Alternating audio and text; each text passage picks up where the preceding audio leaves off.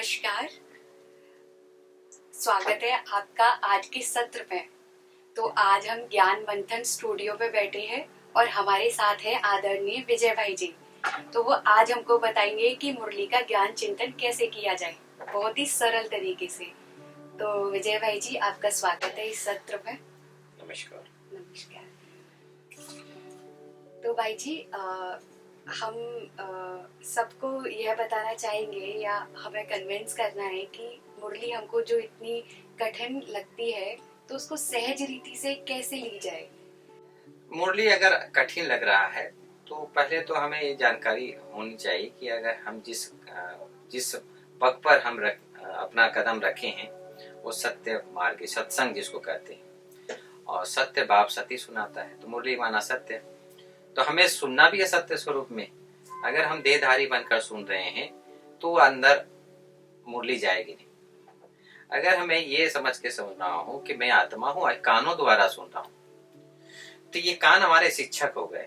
और जब मैं आत्मा जिस स्थान पर बैठा हूँ अकाल तख्त में, वो हमारे पिता के गोद हो गए। और ये जो सिर है ये हमारा एक छत्र छाया, गुरु का छत्र छाया। आपने सुना होगा कि बचपन में जब बच्चा पैदा होता था तो उसके तलवे में तेल लगाते थे। ऐसे ही ये छत्र छाया का काम करता है कि ये सिर अगर हम है सुरक्षित है, तब समझो भगवान की छत्र छाया मेरे साथ है। तो वो वाइब्रेशन सदा आते रहते हैं। तो नेचुरल है कि बहुत इजी हो जाएगा जब हम इस भान में रहेंगे, आत्मा में मानी होकर। आज भी बाबा ने जो मुरली में कहा, सोल कॉन्शियस होकर अगर हम रहते हैं, आज के वरदान में जो था, तो हम सदा ही अशरीरी बनना हमारे को इजी हो जाता है। सहज राजयोग का अभ्यास, क्योंकि कोई मुश्किल राजयोग नहीं है, सहज राजयोग है। तो अगर हम अपने स्वस्वरूप में स्थित होकर, आत्मिक स्वरूप में स्थित होकर, देही हमारी बनकर अगर हम तन में अपने कर्मिंदों को कार्य में लेकर आते हैं तो हमारे लिए ये ज्ञान को समझना इजी होगा। अगर हम शरीर समझकर हम रहते हैं और हर एक को हम ऊंचे दृष्टि से देख रहे हैं और अपने आप को नीचा दृष्टि से, जो भक्ति मार्ग में हम करते आए हैं, अब इस भाव से अगर हम देखेंगे तो हम कभी भी उठ नहीं पाएंगे। अब हम अभी भी भक्ति मार्ग कर रहे हैं। तो ये चीज जरूरी है कि जैसा भगवान कह रहा है उसको स्वरूप में रहते हुए हम उस चीज को सहज रूप से स्वीकार करें।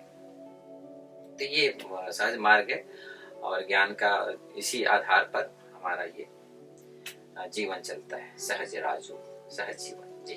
तो देखिए भाई बहन, भाई जी ने कितना अच्छे सरल तरीके से बताया कि भक्ति में भगवान को याद करते थे।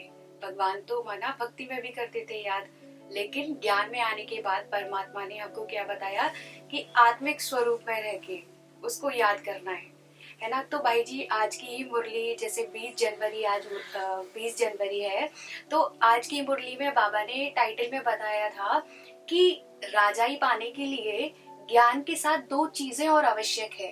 तो वो चीजें कौन सी हैं? लेकिन मेरे को जहां तक महसूस होता है अनुभव के आधार पर, पवित्रता से भी आगे एक स्टेप है जो आज की मुरली में बाबा ने कहा, वो है मीठा बनना। जो हर दिन मुरली में साकार वाणी में आते हैं, मीठे बच्चे, वो जो शब्द आते हैं ना, वो पवित्रता से 2 कदम आगे। अगर हम उस मीठे रूप में अपने आप को स्थापित कर लेते हैं तो पवित्रता ऑटोमेटिक आ जाती है। जैसे एक छोटा बच्चा है, अभी कुछ समय पहले मुरली में था मुलायम शब्द, बच्चे मुलायम होते हैं। तो अगर हम उस मुलायम रूप में अपने आप को स्थापित कर लेते हैं कि मैं एक छोटा सा बच्चा भगवान का, कहाँ 63 जन्म हम ढूंढ रहे थे और भगवान ने हमको अडॉप्ट कर लिया। मैं तो उस स्वरूप में आज दादियां भी देखो इतनी एज होकर अपने आप को छोटा बच्चा ही समझती, उनको सारी नॉलेज है, लेकिन वो छोटे बच्चे में बुद्धि हमारा मुलायम होता है, सॉफ्ट होता है। तो ये जरूरी जानकारी प्राप्त होना। पवित्रता तो है ही, साथ साथ मीठा बनना। और फिर हमारा ज्ञान जो है, जो संगम पर भगवान एक ही बार एक समय पर आकर देता है। एक समय इसलिए कह रहे हैं कि प्रति पल ये ज्ञान को अगर अपने मन बुद्धि में अप्लाई करते हैं तो उसमें हमें सुख आनंद की प्राप्ति होती है, और साथ साथ आने वाले जो नई दुनिया के उसके में भी हम राजभाग मिलता है हमको। जी। तो भाई जी ने देखो कितना सुंदर रीति से समझाया। अच्छा भाई जी, नेक्स्ट प्रश्न ये रहेगा कि आज बाबा ने बताया है कि 16 कला संपूर्ण बनने का लक्ष्य है। तो कौन सी वो सहज बात है, अगर उनको हम अपना लें तो हम 16 कला संपूर्ण ऐसे ही बन जाएंगे जैसे बने रखे हैं। तो बाबा ने बहुत ही सरल 3 बातें बताई। तो बाबा ने कौन कौन सी बातें बताई? जहाँ तक आज की मुरली का है कि खुशी, कई लोग खुशी को तीन तीन भागों में व्यक्त करते हैं। एक तो हाफिंग कलर में जाते हैं हंसने के लिए, दूसरा है मुस्कुराना बीच में, और खुशी में आपस में व्यवहार में हम खुश हो रहते हैं आपस में। तो खुशी मेरे को सबसे बेस्ट लगता है वह है स्माइल फेस। उसमें एक रॉयल्टी भी झलकता है और एक आत्मिक भावना भी झलकती है।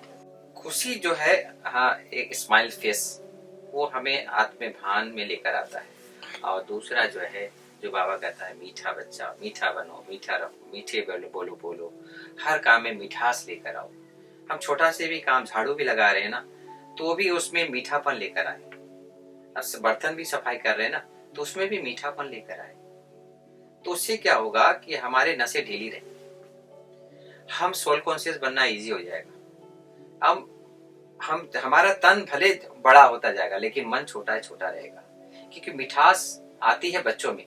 और हम अपने बुद्धि को जितना बचपना तक लेके जाते हैं उतना हमारे हार्मोन्स, हमारा जो सिस्टम है वो भी बचपना ही जैसा बना रहता है। और तीसरा जो है प्रेम। हमारे जो बुद्ध धर्म में प्रेम और अहिंसा का पाठ पढ़ाया, और आज एक पूरे विश्व में इसका प्रचार प्रसार पूरा है बुद्ध का। लेकिन भगवान आकर हमें प्रेम के ऐसा घोट पिला दिया, सोल कॉन्शियस बना दिया, आत्मवानी बना दिया कि ऑटोमेटिक सातों गुण हमारे जो डायमंड हीरा है वहां से छलकते हैं सारे विश्व में। जितना आप मुस्कुराएंगे ना, आपके मन से जैसे फवारा जैसे निकलता है ना, ऐसे ही आपके अंदर से शांति, सुख, आनंद, प्रेम, पवित्रता, शक्ति, ये सब गुण वहां से फवारे की तरह जाती है, ये आत्मा से ऑटोमेटिक जाती है। तो ये चीजें जो है हमें अपने अंदर को भी प्यारा बनाती हैं, और सामने वाले हमारे प्यारे से, हमारे प्यारेपन से सामने वाला भी प्यार का महसूस करता है। तो ये जरूरी है कि हम कितना, ये गीत भी है, पाकर प्यार तुम्हारा, पाकर प्यार तुम्हारा, भी प्यारे हो गए। तो ये प्यार आता कहाँ से? ये है अंतःकरण से। हम जितना आत्मिक भान में रहकर परमात्मा के प्यार को हम अपने आप समाहित करते हैं, तो ये हमारा प्यार बेहद में चला जाता है। और ये जो है नस नस कोशिकाओं में और 10 करोड़ सेल्स में 9 लाख कोशिकाओं में ये फैलता है। तो हमारे जो हृदय है वो बेहद का हो जाता है। जो हमने देखा है दादी प्रकाश मणि जी को, कि कैसे वो डायमंड हॉल में आती थी तो उनके प्यार बरसता था, वो ना चाहते भी उनके लोगों की तालियां बरसती थी। दादी आ गई, उस भावना से लोग खड़े हो जाते थे। तो प्रेम था, वो एक वात्सल्य प्रेम था जो वो छलकता था। वो तो ये ऐसे नहीं आती है, वो अंतःकरण की भावना से आती है। खुशी, प्रेम और मीठा बनना, ये 3 ऐसे खजाने हैं जो हमको संपूर्णता के नजदीक लेकर जाते हैं। 16 कला संपूर्ण, संपूर्ण निर्विकारी, मर्यादा पुरुषोत्तम जो कहते हैं, वो हम ऊपर लेके जाते हैं, अपने आप को स्वरूप में ढलते जाते हैं। तो बहुत ही अच्छा है। और मैं समझता हूँ जो भी ब्राह्मण परिवार इस चीज को अप्लाई करेगा, कितना मीठा, जब भी एकांत हो, जब भी समय मिले, तो अपने आप से बातें करने सीख जाए। मिठास में पवित्रता आपके पीछे पीछे परछाई बनकर आएगी। आपको पवित्रता के पीछे भागना है, मुझे ब्रह्मचर्य व्रत का पालन करना है, मुझे अपना खान पान का ध्यान रखना है। खान पान का ध्यान जरूरी है, क्योंकि जितनी आवश्यकता उतना खाने से हमारा शरीर ठीक रहता है। अगर आवश्यकता से ज्यादा हम खाते हैं तो हमारा शरीर जवाब देने लगता है ढिकार के रूप में। कहीं ना कहीं अनावश्यक हमारे शरीर से कुछ फुंसियां निकलने लगती हैं। तो बहुत जरूरी है कि हम अपने खाने पीने में बहुत ध्यान रखें, तो हम 16 कला संपूर्ण बनना हमारे लिए इजी हो जाएगा। तो भाई जी, आज की मुरली में बाबा ने एक और चीज बताई थी कि हम लोग श्रेष्ठ कर्म करते हैं। तो हमारी निशानी क्या होगी कि हम श्रेष्ठ कर्म कर रहे हैं? बहुत इजी है। ये हमारे संकल्प से भी किसी के मन में व्यर्थ संकल्प नहीं होंगे। व्यर्थ माना ये ऐसा क्यों कर रहा है, वो ऐसा क्यों कर रहा है, उनको ऐसा नहीं बोलना चाहिए था। ये ऐसा बोल कैसे दिए, इतना ज्ञानी होकर इस तरह के संकल्प जो है उस आत्मा को नहीं चलेंगे। क्यों? क्योंकि ड्रामा बाबा ने बनाए हैं। निर्दोष दृष्टि, निर्दोष भावना बनकर खुद अपने शुभ भावना के दृष्टि में अपने उस स्वरूप में रहेंगे और दूसरों को भी इसी भाव से देखेंगे। क्यों?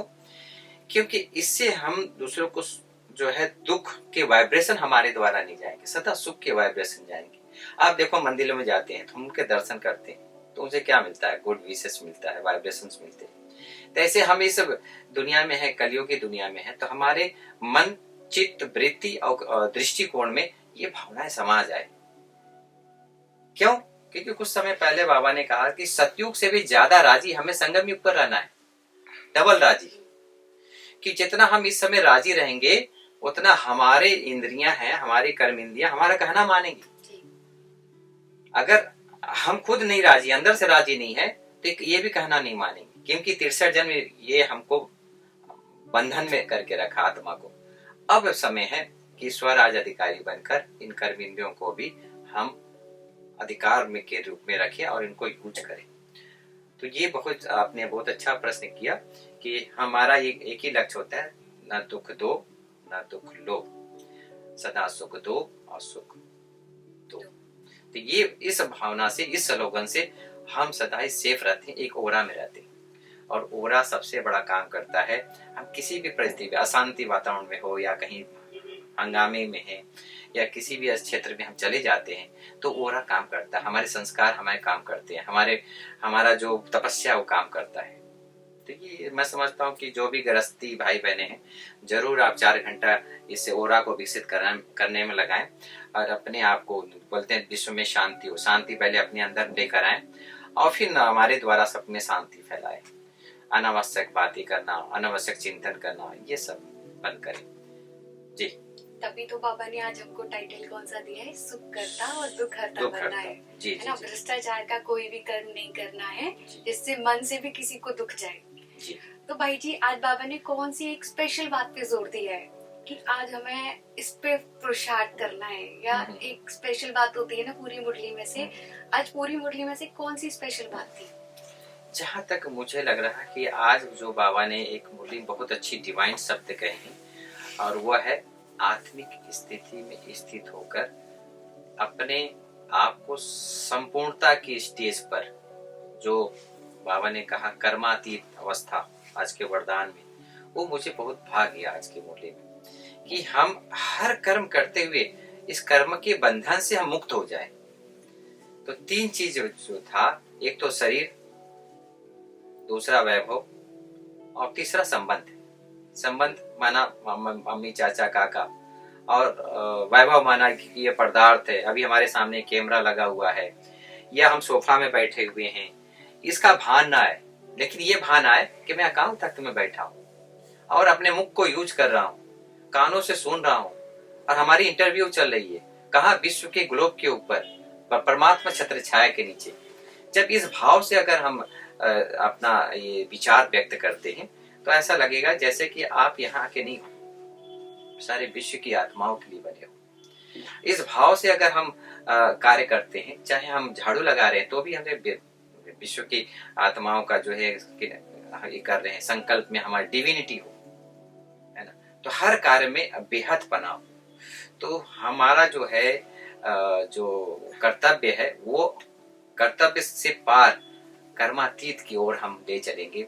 जो ब्रह्मा बाबा को भी आपने देखा कि उनको इतना तकलीफ था, हमने दादी को भी देखा कि उनको इतना तकलीफ था, दर्द था लेकिन दुख नहीं था।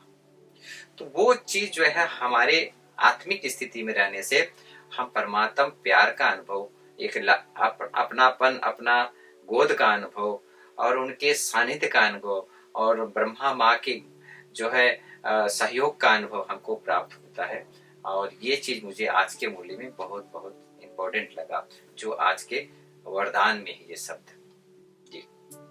तो भाई जी आज बाबा ने एक और बात बताई थी कि योग तो हम बाबा से लगाते हैं, बाबा कहते हैं वो बेहद का योग है, उससे बेहद की प्राप्ति होती है। और योग हम, जैसे बाबा ने आज उदाहरण दिया बैरिस्टर से योग लगाएंगे तो बैरिस्टर बनेंगे, बैरिस्टरी का वर्षा मिलेगा।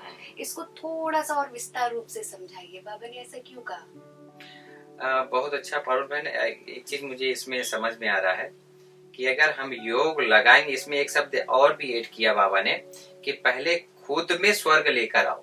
हाँ जी, खुद में शांति लेकर आओ। खुद में स्वर्ग में तो वहां जाएंगे लेकिन पहले खुद में हमारे अंदर शांति, सुख, आनंद, प्रेम ये झलकना चाहिए हमारे जीवन से।